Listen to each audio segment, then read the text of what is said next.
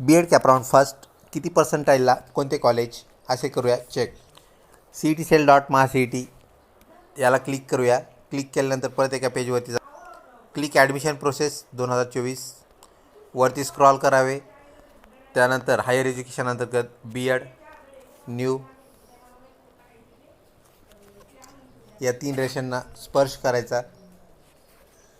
Check allotment vacancy याला click करायचं.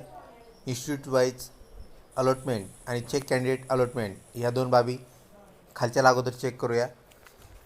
आपला ॲप्लिकेशन ID टाकायचा जो की BD यापासून सुरू होतो आणि BD पासून सुरू झाल्यानंतर चेक अलॉटमेंट याला दाबताच आपल्याला आपला नंबर कोणत्या कॉलेजला लागला ते पाहता येतं. अशा प्रकारे चेक करावं.